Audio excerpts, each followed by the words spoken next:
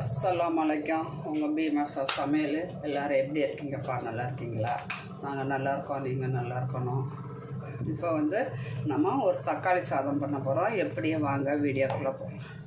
இப்போ குக்கர் வச்சு lunch box கட்டுறதுக்குப்பா ஒரு 2 ஸ்பூனு தேங்காய். நீங்கள் எந்த எண்ணெய் இருக்கோ நம்ம வீட்டில் அது செய்ய ஊற்றிக்கலாம்.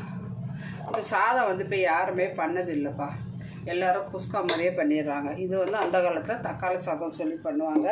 நல்ல டேஸ்ட்டாகவும் இருக்கும், வாசனையாக இருக்கும். தொட்டுக்க எதுவுமே வேண்டாம். இப்போ இதுக்கு பட்டை ஏலக்காய் எதுவுமே போட வேண்டாம்ப்பா. நம்ம இதுக்கு என்ன பண்ண போகிறோம்னா கடுகு,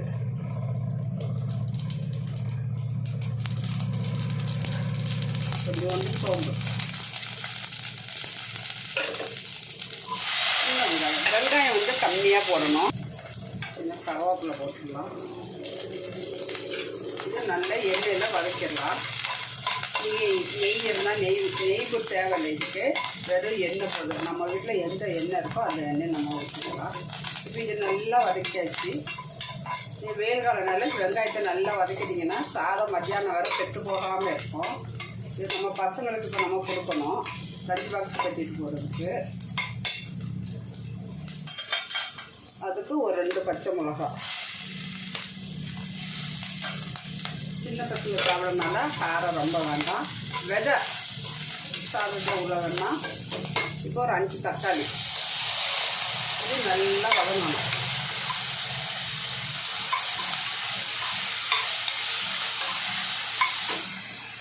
தட்டி நல்லா சூடாகிடுச்சு, அதனால இப்படி இருக்குது. அடுப்பு சிம்மில் வச்சுட்டேன், அப்படியே குறைஞ்சிரும்.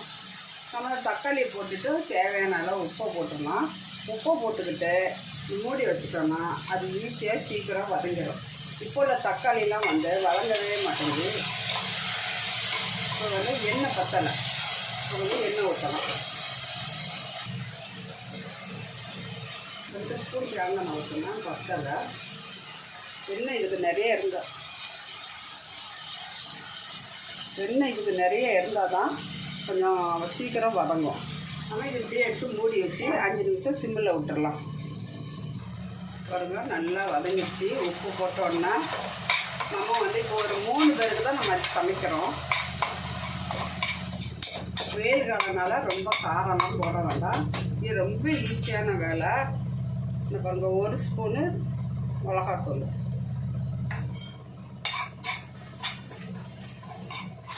நல்லா வெந்துருச்சு. வெங்காயம் நல்லா செவந்துருச்சு. இந்த சாதம் நம்ம சாயங்காலம் வரை அது சாப்பிட்டா ஒன்றும் ஆகாது. நம்ம எண்ணெயிலே எல்லாம் பண்ணிட்டோம். இதுக்கு தேவையானதா தண்ணி. 1.5 கப்பு அரிசிக்கு 3 கப்பு தண்ணி. செலவும் கம்மி, டேஸ்ட்டும் நல்லாயிருக்கும், சூப்பராக இருக்கும். உப்பு இருக்கா பார்த்தணும். உப்பு கம்மியாக இருக்குது. இது கொதிச்சோன்னா அரிசியை போட்டுடலாம். இப்போ பாருங்கள், அந்த தக்காளியில் இப்போ உள்ள தக்காளியில் நமக்கு புளிப்பு இல்லை. லைட்டாக புளிப்பு இருந்தால் தான் நல்லாயிருக்கும். அதுக்கு நான் 1 ஸ்பூன் தயிர் ஊற்றிக்கிறேன். 1.5 அளவுக்கு அரிசிக்கு.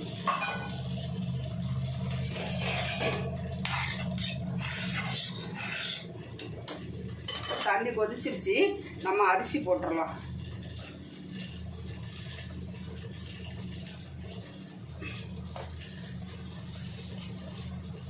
என் சேனலுக்கு சப்ஸ்கிரைப் பண்ணுங்கள், லைக் பண்ணுங்கள், கமெண்ட் பண்ணுங்கள், உங்கள் ஃப்ரெண்ட்ஸுக்கெல்லாம் ஷேர் பண்ணி விடுங்க. கொதி வந்தோன்னா குக்கர் போட்டு ஒரு 3 விசில் விட்டுடலாம். இது புழுங்க அரிசி தான். கொஞ்சோண்டு நெய் ஊற்றிக்கலாம். பிள்ளைகளுக்காக காரம் ஆயிடுச்சு. புது மிளகாத்தூள். நம்ம மிளகாத்தூள், தனியாத்தூள், சாம்பார் பொடி, குழம்புத்தூள், மட்டன் மசாலா, சிக்கன் 60 மசாலா எல்லாம் நம்ம சேல் பண்ணுறோம். யாருக்காக வேணும்னா இந்த நம்பருக்கு நீங்கள் கால் பண்ணுங்கள், அவங்கள்ட்ட மெசேஜ் பண்ணுங்கள். வாட்ஸ்அப்பில் நான் உங்களுக்கு கொரியர் அனுப்பி விட்றேன். இப்போ நம்ம குக்கர் மூடியை போட்டு மூடிடலாம்.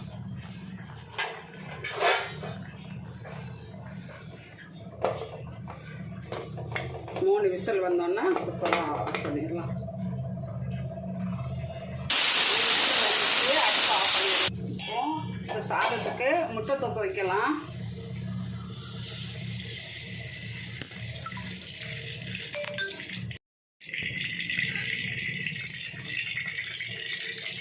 பச்சை மிளகா, தக்காளி,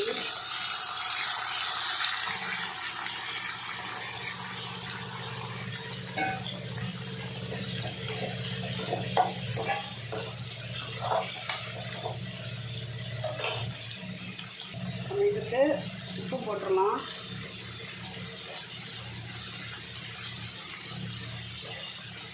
ஊற்றி வச்சிடலாம். ஒரு 4 வெங்காயம் வெட்டி போட்டு நம்ம வதக்கிட்டோம். முட்டை தொக்குக்கு ஒரு 3 தக்காளி வந்து மிக்சியில் அடிச்சிருக்கோம். தக்காளி வந்து சீக்கிரம் வதங்க மாட்டேங்குது. இது பச்சை வாசனை போக வர நம்ம வதக்கி எடுத்துடலாம். மஞ்சத்தூள்,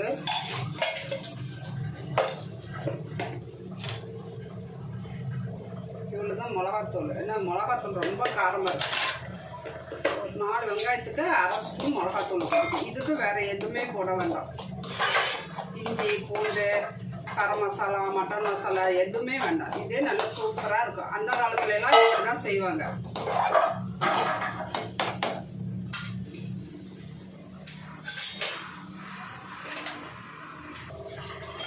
நல்ல எண்ணெய் பிரிஞ்சு வந்துச்சு.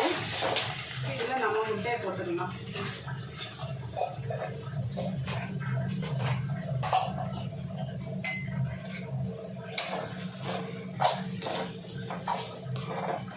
உப்பு இருக்கும், எல்லாமே கரெக்டாக இருக்கும். ஒரு 5 நிமிஷம் வச்சுட்டு இறக்கிடலாம். இப்போ இந்த ரவை ஸ்பன் ரவைன்னு சொல்லுவாங்க. என்ன ரவைமா? ஸ்பன் ரவைன்னு சொல்லுவாங்க. இதை வச்சு நம்ம ஒரு கிச்சடி சேர்க்குறோம். இது வந்து சுகர் பேஷண்ட்டுக்கெல்லாம் ரொம்ப நல்லதுங்காங்க.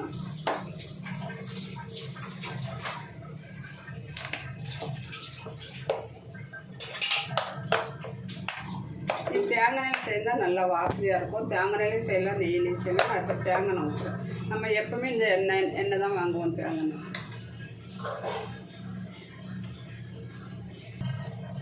எண்ணெய் ஊற்றி வச்சு பட்டை, ஏலக்காய், கிராம்பு, ஒரு பச்சை மிளகா, சின்ன வெங்காயம் ஒரு 10,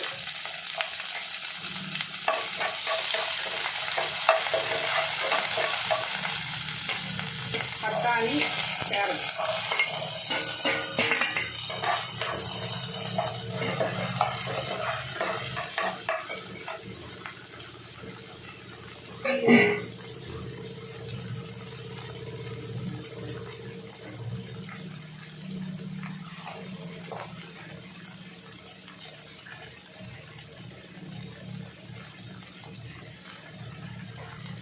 தக்காளி,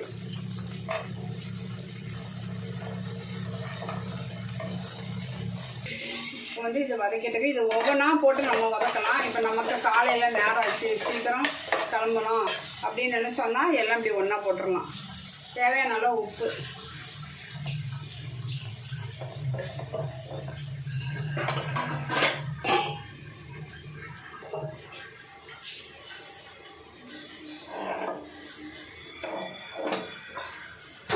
கண்ணாடி பக்கத்தில் வைக்காம உனக்கு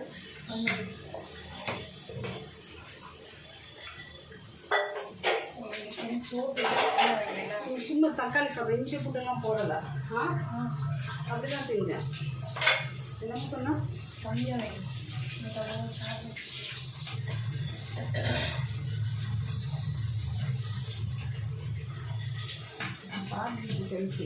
அதெல்லாம் பிரியாணி நல்லா வச்சுதான்.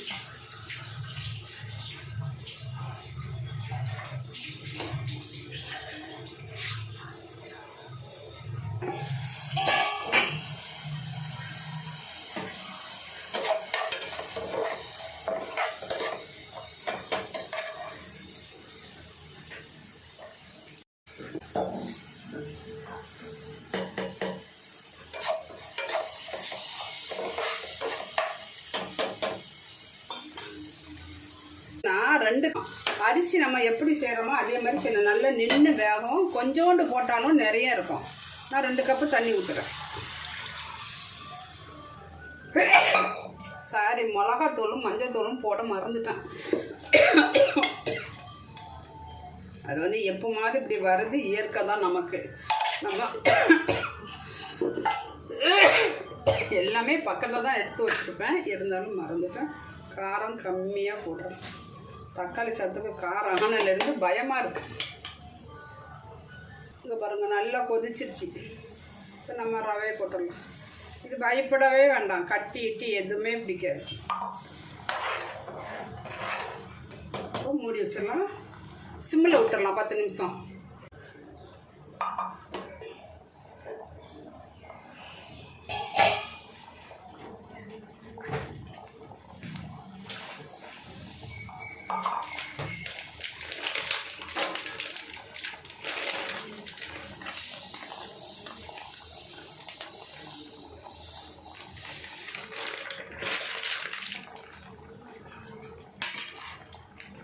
ஒரு கொஞ்சோண்டு போட்டுக்கிட்டோம் தேவைக்கு.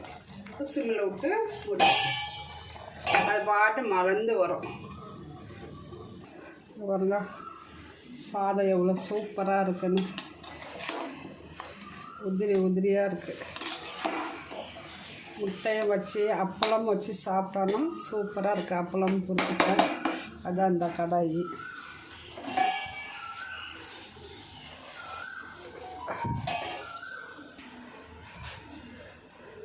தக்காளி சாதம், தக்காளி தொக்கு, ரவை, அப்பளம், முட்டை. அதில் சாப்பாடு கட்ட போகிறோம். உப்புமா அவளுக்கு பார்த்து போதுமான சோறு, தக்காளி சோறு. அப்போ காசி பார்க்கு பேத்திக்கு கொஞ்சம் எடுங்க. அதிகம் எடுங்க. சாப்பிடுவோம்மா. அதிகம் கூட யாராக இருந்தாங்கன்னா சாப்பிடுவா. இன்னும் கொஞ்சம் எடுங்க. போதும். ஒரு 13 வயசு பிள்ளைங்க சாப்பிட சாப்பிடாம இது. இங்கே பாருங்கள், இவ்வளோ போல தான் சாப்பிட்றாங்க.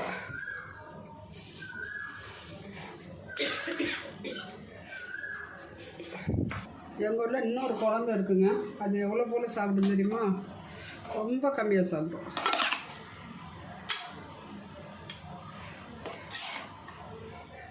கட்டாயம் என்னால் சாப்பிட முடியல, வேண்டாம். ஒரு நிமிஷம் இவ்வளோதான். ஒரு டீச்சர் சாப்பிட சாப்பாடு.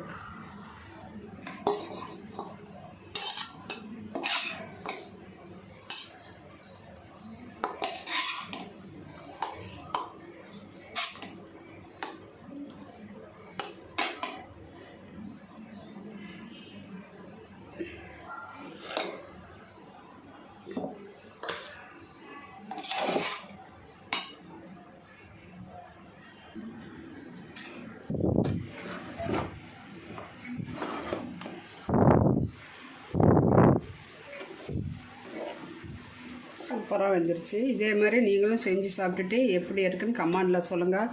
லைக் பண்ணுங்கள், ஷேர் பண்ணுங்கள், சப்ஸ்கிரைப் பண்ணுங்கள், பக்கத்தில் இருக்க பெல் பட்டனை கிளிக் பண்ணுங்கள், சேனலுக்கு சப்போர்ட் பண்ணுங்கள். அஸ்ஸலாமு அலைக்கும்.